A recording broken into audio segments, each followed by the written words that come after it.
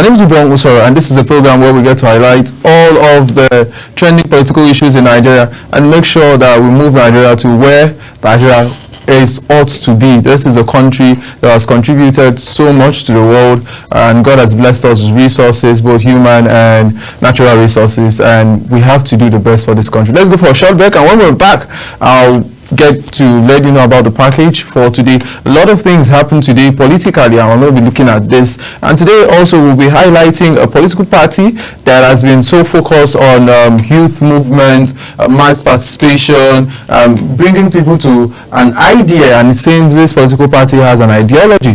And we have somebody in the studio that will be helping us understand all of this. My name is Ubon Usoro. Let's go for the short break, and when we're back, we'll get straight to the program.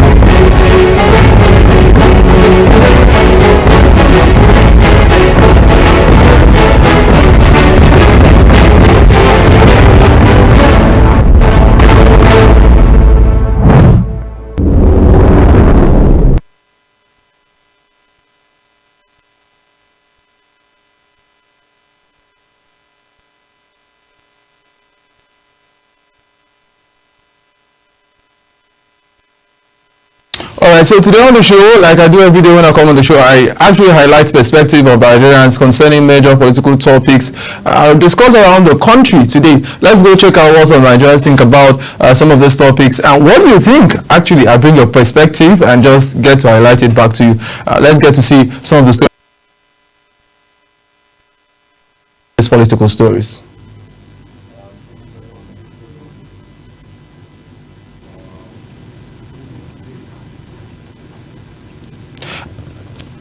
Okay, so today, so we have the stories now. The story says APC NWC, that's the National Working Committee of the APC, holds its 177th meeting in Abuja. So the National Working Committee of the All Progressive Congress today held its 177th regular meeting at the party National Secretariat in Abuja. Okay, and you know the APC has a new leadership. The former Minister for Humanitarian Affairs, Neil Wata, who is now the chairman of the APC. So they had a National Working Committee meeting trying to harness the party, probably for the by-elections that are coming. And there are a lot of issues at the party that needs to be settled at this time. Let's see the comments Nigerians have about this. Nwabu Wana, I'm trying to get that, sorry for that. Okay, so Oluru Dajo Shegu says there should be magnanimous enough to release their hands out to ADC and PDP after the meeting. There is nothing wrong with allowing others to learn from your rope. So Shegu is saying the ADC and the PDP, that's hilarious, should go learn from the APC. Is the APC a better administrator? That's left for you to answer. All right, so let's see any other comments before we move to the other story we have for you this evening.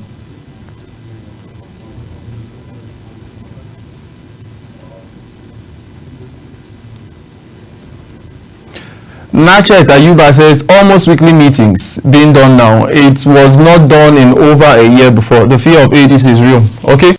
So Nachet thinks it's because of the ADC, the coalition, that the APC is having all of these meetings back to back and trying to put their house in order.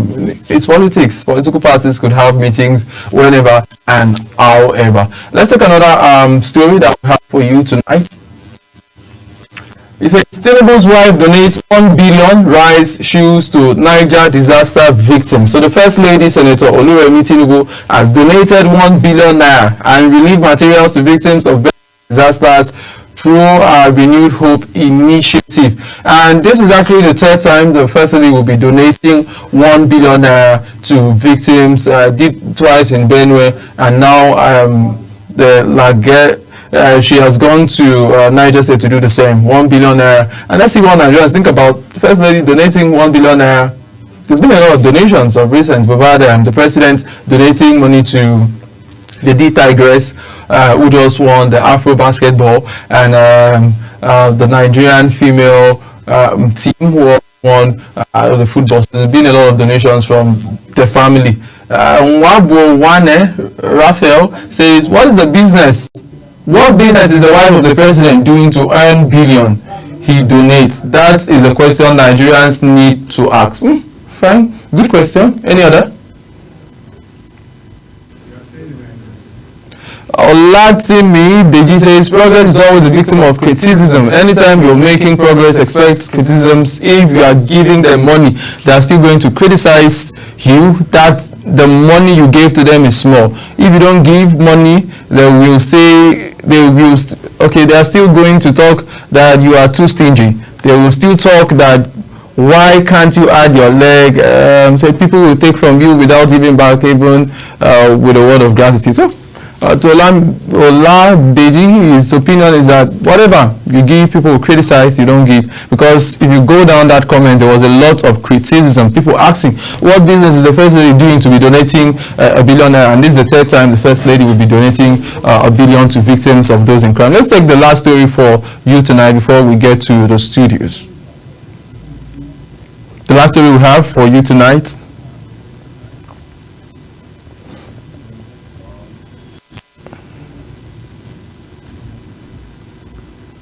Alright, so the last story says Governor Owefuru lifts suspension of 818 in Ebonyi. So Ebonyi State Governor Francis Owefuru has lifted the suspension of 81 government officials earlier sanctioned for failing to attend a key state function. I'll just rush over to take the comments, what some Nigerians think about this. Batulumi Onyekachi says the godfather of those people he suspended has reached out to him and reminded him about 2027 elections, and he quickly left the suspension. It is always nice when godfather recommends someone for a particular position because he can misbehave anyhow without sanction. That's his thoughts. Any other thoughts? Because that should be the last thoughts on the perspective segment of the show. A true leader ignites passion, stimulates action, and energizes others to reach their full potential. Governor Owefuru Francis has donated an impactful leadership by lifting the ban of the suspended ex-Kozan. That's from some of the stories we're able to track for you tonight. Let's get to the studio now. In the studio with me, we have a chieftain, an activist who's been in the field for so long a time. Helping young people of the AAC, Mr. Rex Lanu. I got the second pronunciation well? Correct. Yeah, joining us in the studios live. How are you, sir? Thank you so much for having me. I'm fine. Alright, so I will not be discussing about your party, the AAC, and the future of the AAC. How is your party at this time where we have a lot of coalition? The ADC seems to be gathering a lot of attention around it, and the APC, people are moving, governors moving. The PDP just seem to reorganize itself. They had their NEC meeting and all of that. And what plans are you making at the AAC now? Is there something strategic going on, looking at 2027 in focus? Well, the African Action Congress, the AAC, has always been different in approach in terms of the kind of politics Nigerians have been playing over time. You see, the AAC was actually bettered from the mess that the political parties and the political players over the years have, introduced, sustained, and kept over these years. An expensive system of politics where even the best of our leaders can't approach expressing their political ambitions because it's usually for money bags, or they make the system so unbearable for people who have conscience, because you realize what happens in most of these establishment parties is more like a burial ground for conscience. So when people say the APC is busy having their NEC meeting, the ADC are busy with their coalition and the rest, it's important to clarify that the AAC, the African Action Congress, stands out. It's a movement-powered political party. It's a people-driven political party. It's owned by the people. And our ideals that makes us stand out is not just because we want to provide a platform for people to attain political positions and leadership.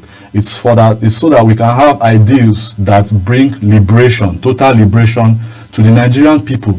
You realize that from even before 1999, all we've had is a bunch of politicians, both military and civilian politicians, who over time have continued to loot the resources of this country with impunity, who have destroyed all the institutions of government and have become stronger than them. So the AAC's manifesto is a manifesto for total liberation. It's leaving the whole old system into a new radical, a radical change, into a new system that provides liberation, that translates to education as a right for Nigerian children, that translates to accessible and affordable healthcare, that translates to even human rights that we cannot even speak freely, free speech in Nigeria. And when you talk of every other, from power to security to infrastructure, it's a complete whole package for total liberation. But it's beyond just writing plenty good things that any party wants to do. It's also about the character of a party being led by its ideology. The rest parties you see today, people who woke up who slept in PDP are waking up in APC. Those who slept in APC, who even formed APC, are forming ADC today. But there are no ideals. There's just no ideology. It's about interest. Yeah. But for the AAC, it's a clear cut. In fact, the AAC was bettered by a political movement called the Take It Back movement. I'm actually coming to that. Okay, so we have a lot that we're going to be talking about, but before I really want to dissect the discussions we have in the studio, today in Kano, we had APC stakeholders had their meeting in Kano State, and let's see if we have anybody from Kano that can talk to us, as we want to get to know what was the meeting about. And there's a lot going on in Kano politics. Maybe just share a few thoughts before we get back to the studio. Are we able to have Mr. Adamu with us?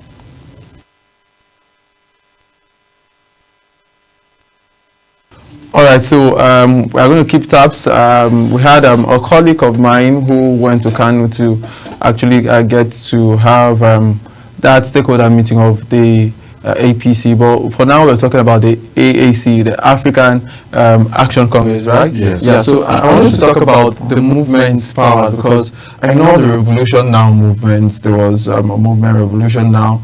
We had the Take It Back movement. And we had there's another movement that we had of recent, End Bad Governance. End Bad Governance movement. So, as a party, have you achieved a result with the movement? Because some persons thought the party is revolutionary in thought and in thinking, that it would have attracted more Nigerians, especially younger people, into your party. But it seems that the Labour Party, overtook your party. I saw conversations on social media. People were like, it seems Labour Party. People were now divided between the person of Showere at the time who was contesting, and Peter Obi, and Nigerians, trying to choose between. So walk us through how the thoughts that influence the party, the Take It Back movement, the End Bad Governance movement, the Revolution Now movement, have you been able to achieve the goals that were set by those movements that came at different times? Well, like you call them movements, it's always moving. There's always movements, there's always progress.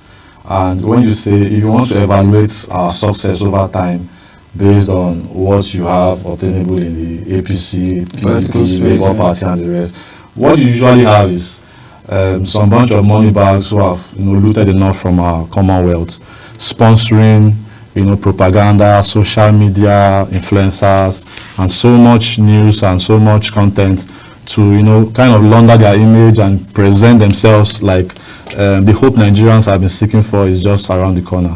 And you see, that's why when they boast of their structures, what they have is transactional structures. People who have who are just waiting in queue from the top down to the local government area, expecting that when money comes from the top, it trickles down to them. Take away money from these parties, and I'll tell you that there will be nothing left of it. And when you were trying to make the comparison between the people, where people galvanize towards Peter Obi or Sowore, you see, it's beyond the individuals. If you take away Sowore from the African Action Congress today, the party still stands, the ideology still stands. In fact, the party's ideology is beyond Sowore himself. You see, it's socialist driven. It's more about it's welfarist in nature, that talks about equitable distribution of wealth for Nigerian people, instead of just having a few guys who mismanage our wealth and the rest people have to wait every 4 years, imagining and hoping that the elections will provide them an opportunity to be free. So you see, it's the ideology that you can use to evaluate success. Yeah, but we are evaluating the ideology now, because if you are investing in a business and you've done it over years, you sometimes sit down and take stock of what you've done. So from all of the movement that you've done, the end, but especially I remember the Revolution Now movement. I was in Calabar at that time, and I mentioned to you a few comrades that I know who were faces of the movement, and so much energy went into it. So for what the energy you've expanded, resources and all of that, can you look back as a party and feel that you did something that you're proud of? Okay, let's take a look at the series of resistance that has happened in this country. Let me say from 2019. In fact, let's even go back to August 5th, 2019, when we had the first Revolution Now protest. What were we asking for? Basic issues that Nigerians have suffered over time, and everybody just, rescinded to their fates and felt it won't happen. Education as a right for children, the end of security and the rest. And these agitations from 2019 never ceased. In fact, it was because of our consistent, resistance to social injustice that bettered the EndSARS movement.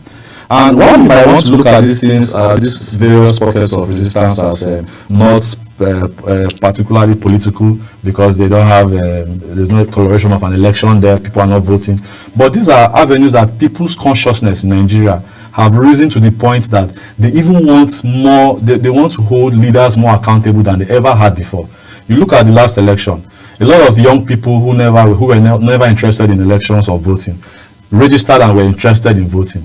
And this is a build-up of consciousness over time, from the Revolution Now protest to the EndSARS to the End Bad Governance to the North is Bleeding to different agitations that happened. Just even the recent one in the police force, you could see that before now our agitation brought in fact it exposed hundreds of senior police officers who had falsified their ages to still remain in office. They were swept out of office. Just recently now, almost 30,000 of them have just gotten promoted. The discussion about the pension and benefits of retirees and serving policemen is now on the table. These are tangible achievements that any serious political party who's interested in the welfare of people will be talking about. Not just how to organize rallies and have mergers and coalitions, but what's the end game of all these rallies, coalitions and parties if it's not going to be translating into better lives for Nigerians. So if you look at it, over time, people are organically realizing through our sensitization and reach out there that you can't win except you fight the system that is not even allowing you to breathe or exist. And in the last elections, we were able to even win councillorship positions in Bauchi State, I think somewhere in Jigawa State. And in fact, as I'm speaking to you, there's a female gubernatorial candidate in Anambra State who I want to even call on Anambarians to open their eyes clearly and choose wisely. Because, you see, we don't just provide that opportunity and leverage for leaders to showcase themselves or manifest their political ambitions. We also have seasoned candidates that are guided by the principles of our party. So it's yeah, because I remember in Akwa Ibom in 2019 we had Iborotu and something Danjuma, Caroline Danjuma for the AAC. I really remember that. All right, so people will say your motive, is it to win elections in Nigeria and be part of the Nigerian system? Because we've seen with the Labour Party, for instance, the Labour Party, they are very revolutionary. We had lots of young people join, and they got senators, they got House of Rep members, but people got there and defected to the same APC that we've been talking about. So have you thought about maybe a vetting process for people to get into the party, so that we don't have the same crowd where, imagine that in 2027 Nigerians decide to give AAC a chance, where they will get in there and still defect to the other parties that you talk about. But meanwhile, the other parties also have their own debates as to their policy. So we are not, go ahead. Well, you realize that, in fact, recent history has shown that it's not just about, the emphasis is not just about winning elections. Because in the first place, what we have in Nigeria today, I wouldn't call those conduct election. There's nothing democratic. But you participate. Yes, and one of the reasons why we are fully participating in this is to also expose the rot in the system, enable Nigerians to realize that such a system cannot give you the democratic future you are envisaging. So what's the rot? Is it about the people that present themselves, or? Yes, so what our presence in the whole race, highlights the anomalies in the system, also provides the people with an opportunity to directly confront the issues that they are having. For instance, we're talking about, there's been the recent campaign about electoral reforms. And you see, the establishment parties are not really bothered about that, because what you have so far in Nigeria is not elections, like I said, where people buy votes with impunity, both APC and PDP. In fact, from their primaries down to the main elections, they buy votes on cameras with impunity. And this kind of people will not even be talking about electoral reforms when they are the ones who are represented in the National Assembly.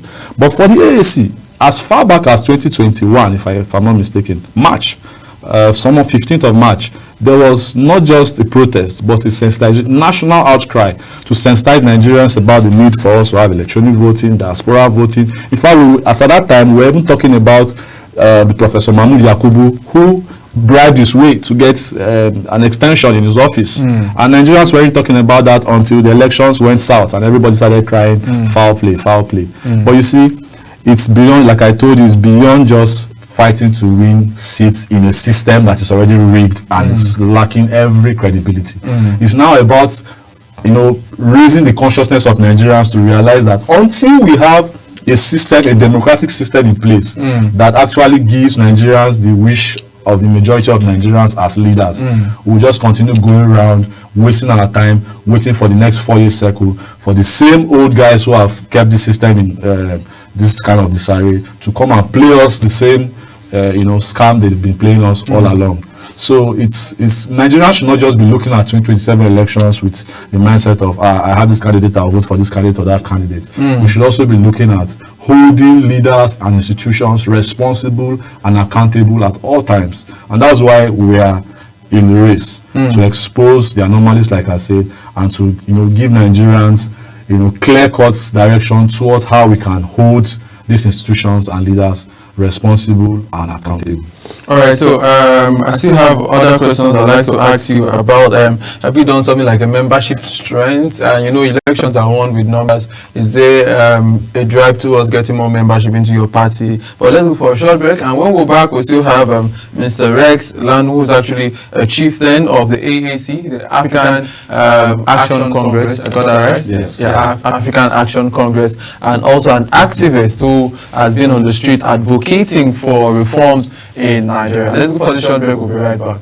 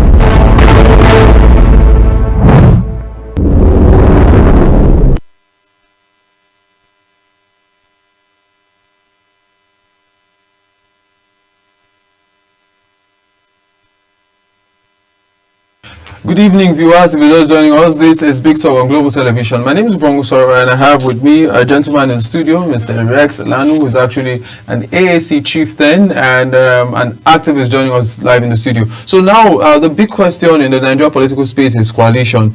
We've seen some members of the PDP, APC, Labour Party, and a few other parties, SDP, going to join together. We saw the same move in 2013, leading to 2015 elections. That when we had that when there was that coalition, forming the APC, that led to the APC winning the PDP at the time. Who the PDP at the time claimed that they will be in power for 100 years, and it seems that to win elections in Nigeria, especially to win the ruling party, there must be some kind of coming together. Is the AAC as the chieftain of the party considering, going into a coalition with some other Nigerians, maybe to be able to win the APC in future elections? Of course, we've never been against having coalitions, and we've always been clear about the kind of coalition we want to have or we intend to have. If you look at the last election, we had a coalition with even the PRP, even though there were two factions as at that time, but the Aminu Kanu, Balarabe Musa, part of the PRP. And this time around, when people talk about coalition, we need to understand that, in fact, for example, for people like us who are Christians, our Bible says, can two work together? No, except they be agree. What's going to be the point or where we agree on policies, on ideals for us to even have coalition with the establishment politicians? So for us, the kind of coalition we're looking at is the coalition with Nigerian masses, the oppressed Nigerians. The last time we were talking about policies before the last election, you could see the APC, the PDP, the LP, the NNPP, they were all in support of removing fuel subsidy. Which was the policy you talked about? And this was a policy that we were very, very distinct. We stood our grounds and said, no, Nigerians deserve to enjoy the last part of the subsidy that they ever have from an irresponsible government. We were very, very vehement against removal of fuel subsidy. As a policy of the party? Yes. The same thing with the Naira floating and all the anti-people's policies that have brought us where we are today. So when you but proponents of the government will argue that for the case of subsidy, subsidy was taking a lot of the money that would have been invested in education and other places. People who make all these arguments know very well that the masses are primarily gullible or too lazy to even find out the facts for themselves.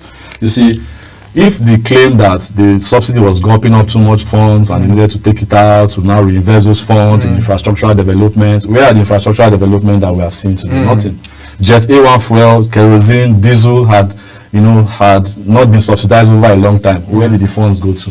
This one that they remove now, in fact, we're even having more terrible socioeconomic conditions for the Nigerian people.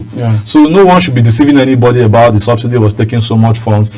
In every country that wants progress, people subsidize energy. Fuel, petrol as it is today, is one of the biggest sources of energy in Nigeria. And these same guys who are telling you that it's taking so much funds, were the same ones who were confessing to Buhari that, in fact, they've embezzled so much from subsidy, please stop it. These are the same people who import fuel with vessels that sank 20 years ago on paper. These are the same people who have made so much money from the scamming subsidy, not subsidy itself. So if we were really serious about ending that wastage, it should have been the corruption in subsidy. It should have been revamping our refineries to work. It should not be the other way around. You are helping Dangote with $2.8 billion to build this private refinery, and you need 2.7 to renovate 3 of your refineries, and you say subsidy is taking so much from you. So you see, these are just guys who are skilled in looting Commonwealth, and every time they come around with this same beautiful political correctness of subsidy, it irritates me because the mass of Nigerian people don't really realize that they are lying to them. Actually, Nigerians deserve to be subsidized, not just in energy, also in agriculture, in education. I'm going to come to you again as we talk about the subsidy, but let's get to other guests that we have for tonight. Joining us from Kano, Honorable Adamu Aru. I don't know if I got the name right. Good evening, Honorable. Right, my name is Honorable Ahmad Arua from Kano. Alright, so our guys got the spelling, so I'm going to put it there. Very good evening to you. I think we saw the APC in Kano have a stakeholder meeting, and we saw a lot of political bigwigs from the APC attend the meeting. Can you walk us through what happened? I have a few questions to ask about the politics of the APC in Kano.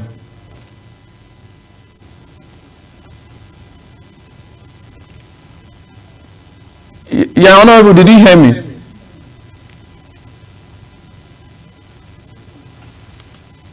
Are you getting me? Yes, go ahead. Yes, I said good evening to you all and Nigerians. Good evening. We have somebody from the AAC who has some issues with your party, but that's for the two of you. On a lighter note now. Honorable, so what happened today at the stakeholder meeting? What was it about?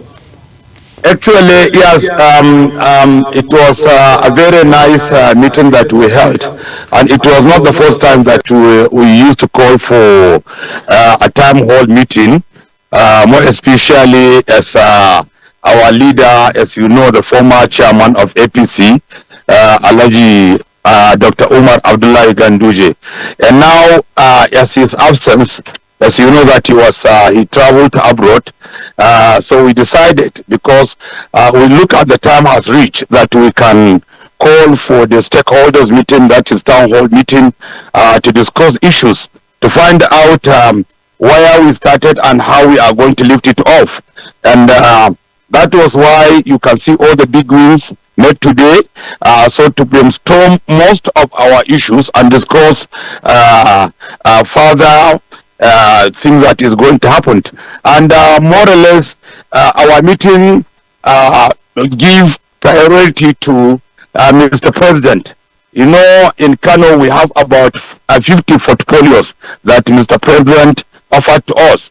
So actually, we have to use this opportunity to thank him, to show him that our support is there, and the APC is behind him by 2027.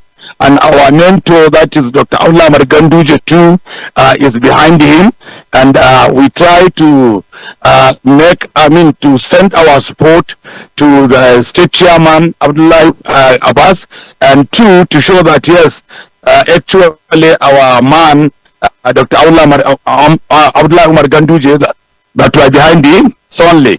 That was why we met today, and we discussed thoroughly about most of the issues of the party.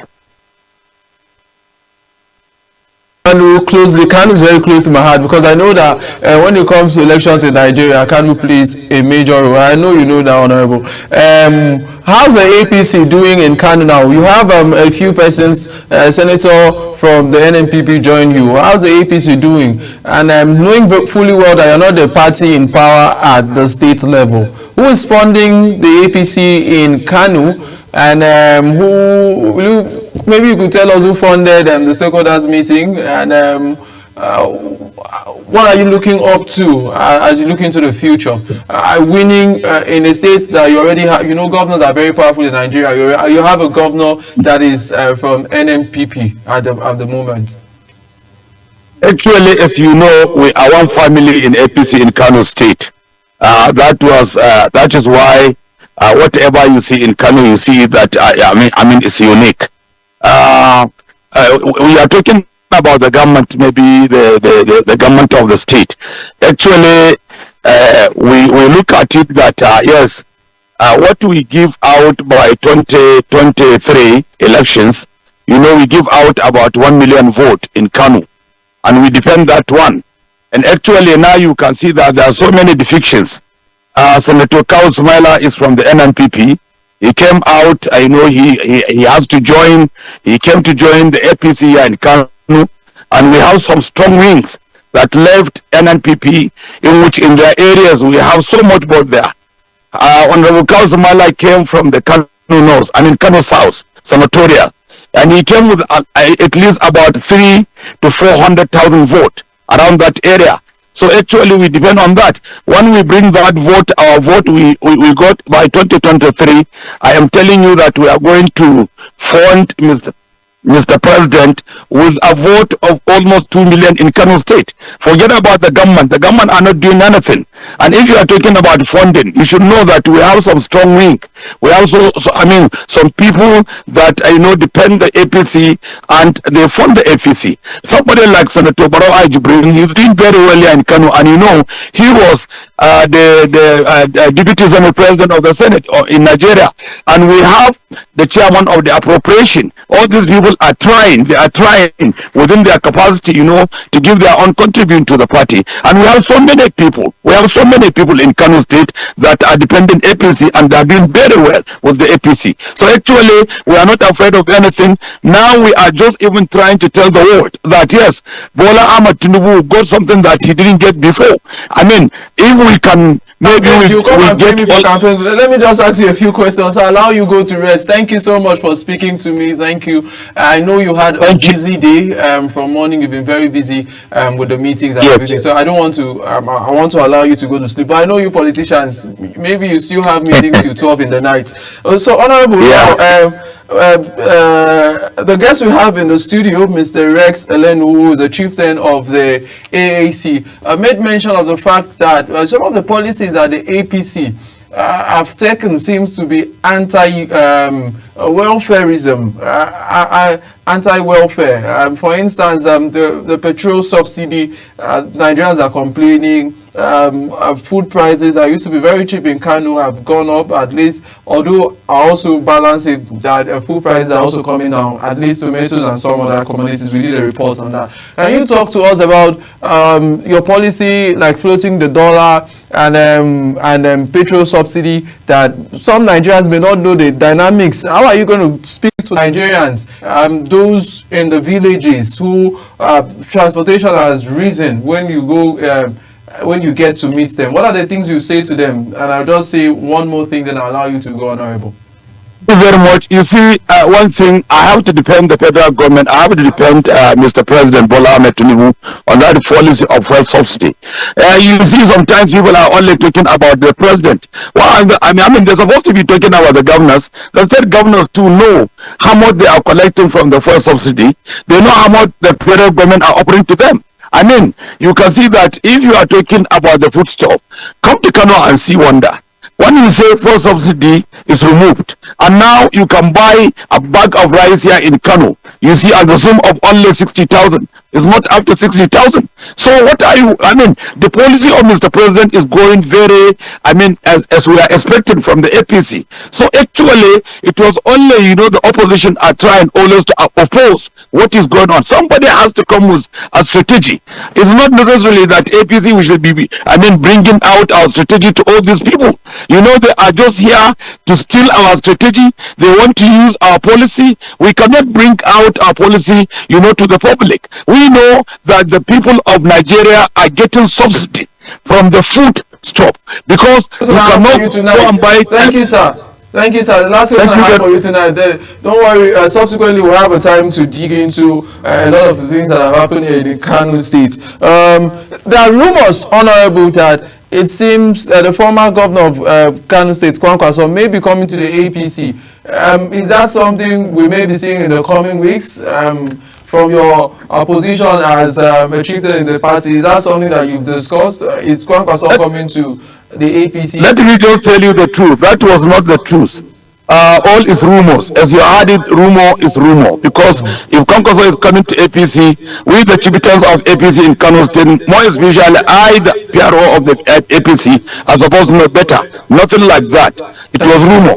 So maybe if they want to come in, it will be likely sometime. Ahmed Arua, the publicity secretary of the APC in Kano State, thank you so much. You had a stressful day, so I'll allow you to go rest at this time. Thank you so much for speaking to us. Thank you very much. Thank you very much. Thank you very much for having me now. Thank you. All right. Okay, so we spoke to Honorable Adamu Arewa, who is the police secretary of the APC in Kano State, about the stakeholder meeting that we had earlier today. So now in the studio we are speaking. We had joining us live in the studio the chieftain of the AAC, the African Action Congress, as we discuss the future of AAC and the plans of AAC to Nigeria. So I asked the PRO of the APC Kano State about one of the questions you raised, and you heard him say something. Do you want to say something to that? Yeah, it's interesting to see that they even come out with the abysmal failure, the colossal failure of APC. It's interesting to see that they have the guts to come out and try to make some wishy-washy statements on the credibility of their failed policies. But you see, the realities speak louder than propaganda. When he's talking about the governors also having money, what sense does it make to take monies away from the Nigerian masses and share it amongst your elite friends who are governors, who, of course, their political lines are so blurred that a governor can be in PDP and work for APC, or a minister can be in APC and belong to PDP? These are people who have just removed what belongs to the masses and redistributed it around themselves, and are now asking us, why are we not holding them responsible? And they are correct. If we were actually holding them responsible, there won't be someone like a Ganduje who collected money live on camera, pocketing money in his agbada. Allegedly. Yes, but I don't know why he keeps saying allegedly, except you want to go with Buhari, who said he doesn't know if the video was doctored. But someone like that, a character like that, became the governor, became the APC chairman, and today is still a big wig, according to how they call them in the APC. What policies do you expect of those people? When you see them boasting to give Mr. President 2 million votes instead of the 1 million he got the last time, why do you think they are so confident about millions, calling millions of voters? It's because they've been so smart in their game. They've kept majority of the masses impoverished in poverty. They have majority of the millions of out-of-school children. They have almajiris who they use as political machineries for underage voting, for electoral violence and the rest. And when it was COVID time, they were deporting them away from their states. So these are the people who have created the scenario to ensure that they have gullible 1 million Nigerians, whether underage or above the age of voting, to present as 2 million for Mr. President. And by the way, are we rewarding failure? I don't see, there's nothing about the administration of Bola Tinubu that has brought succor to Nigerians. We've had the security situation has deteriorated so badly in my state, Benue State. I don't even need to continue to preach what you've been seeing all over in Benue State. And killings are still going on, even though the ones are not documented and reported. You want to talk about hunger? You want to talk about light? Tinubu said if he doesn't give us electricity, we shouldn't vote him. Of course, he was just saying that to himself because they don't actually look up to us to vote for them. So what the AAC is offering, and what I want Nigerians to realize, is that there are a lot of indicators that already show the AAC's position as regards liberating Nigerians from the stranglehold of this career politicians. But people have brought suggestions that you've successively you've had the same person run as the presidential candidate of the party. Does that not tilt towards a party that is controlled by one person, or a party that is controlled in some way, a cabal, like the same thing we see in the established parties? Well, like I said even earlier on the show, I said, if you take away Showore, who you are referring to, out of the AAC still stands as a strong ideological political bloc. So it's not just about one person. Buhari was the same one person for CPC all those years, and it wasn't an issue. But it's not just, there's no time Showore ever contested without the party having its own internal primaries.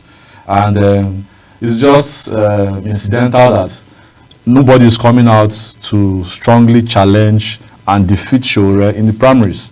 And it's nothing new, because if you look at Showore's antecedents, his history in the last 3 decades, he has been very consistent in standing up for democracy.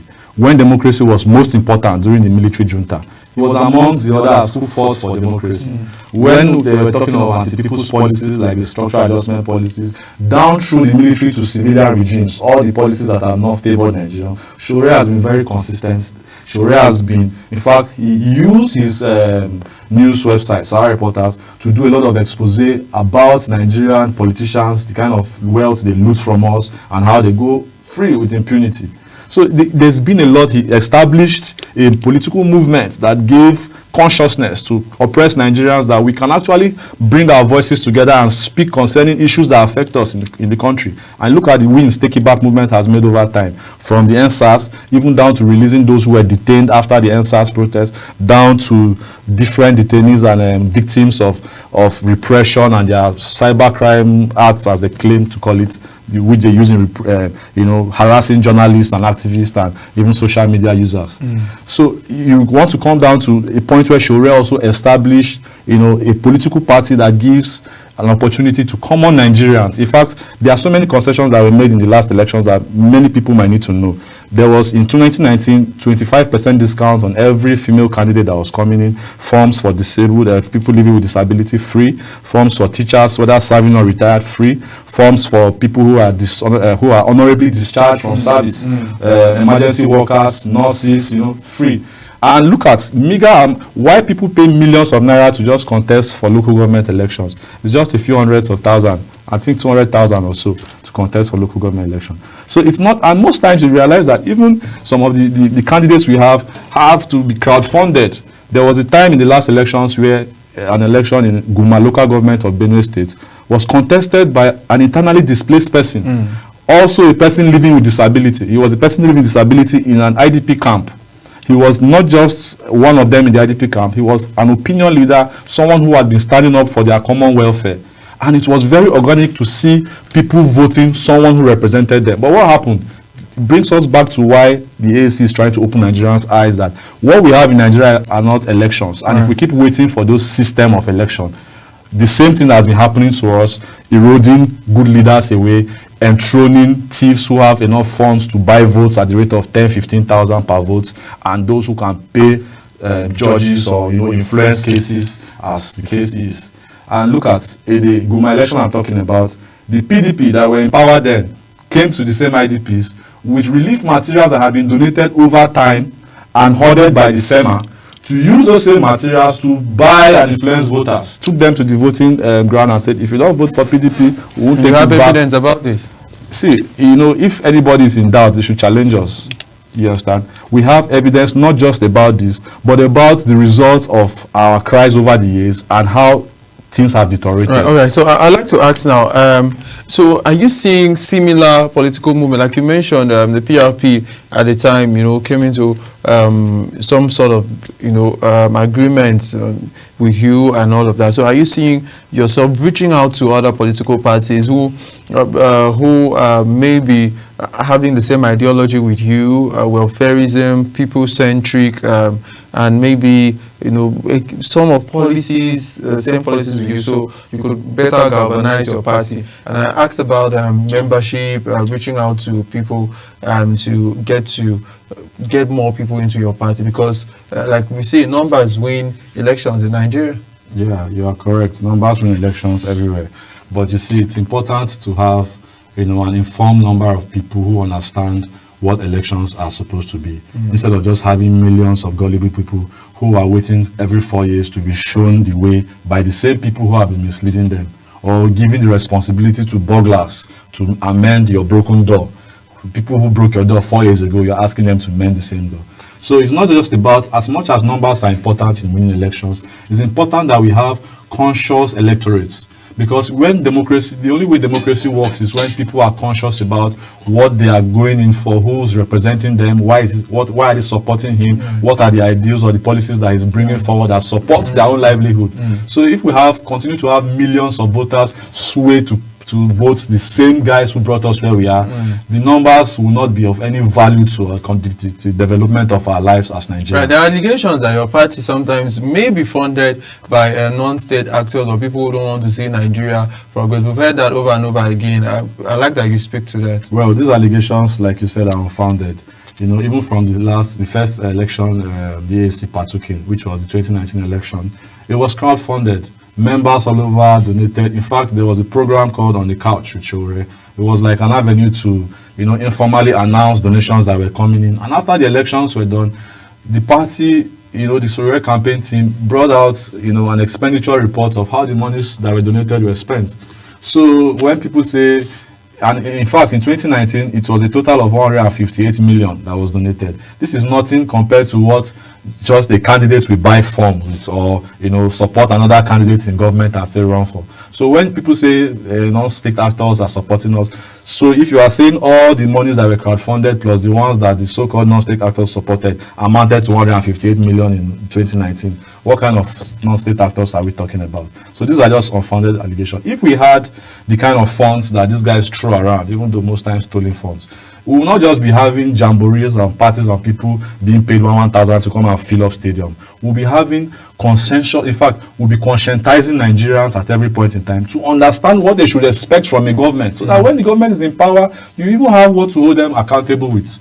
But not just going to shout power to the people, or now that the ADC is coming around. In fact, as someone described the ADC as a collusion recently, I don't see them, standing up as any serious opposition against Bola Ahmed Tinubu's regime.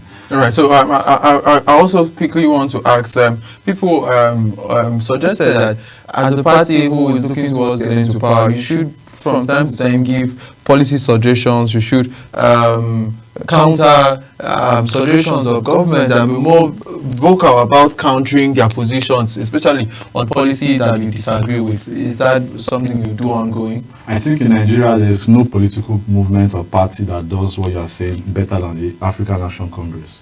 You see, we don't just wait for election cycles to begin to make noise or canvass for voters. Even when we are off cycle, we are off the election cycles, there are several pro-people agitation that in Lagos, you saw demolitions in Woroshoki, you saw the AAC members standing up strong for them. Down in Benue, even in the FCT here, where demolitions were threatened in Tunga Maje, down to collection of PVCs, everything that is pro-people, the AAC doesn't wait for election cycles before they begin to fight for that. So when you talk of suggesting policies to government, these are people that are not perhaps they are not short of policies to lift Nigeria out of where it is. They are only interested in keeping Nigerians where they are, so that it enables their looting style and impunity.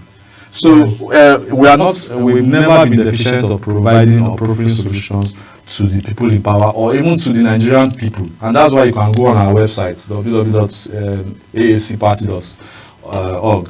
The manifesto for total liberation is there, detailed on what we are proposing to Nigerians and even to those who are mismanaging power. Thank you so much. Thank you so much, Mr. Rex Elanwo, the chieftain of the AAC and also an activist. I pray that you are able to, you don't get into problem with the law enforcement anytime soon. That's the future of political movements like that are in the left like us is always around those kind of troubles you talk about, because you cannot just fight against those who have held this country back and expect to have a peaceful ride through. Like someone would say, the road to freedom passes through a jail door. Thank you so much. Thank you so much, Mr. Rex, for coming on the program. We really do appreciate your time. Thank you so much for having me. And people, that's the much we can take on today's edition of Big Talk. My name is Ubong Usoro in Abuja, saying good night.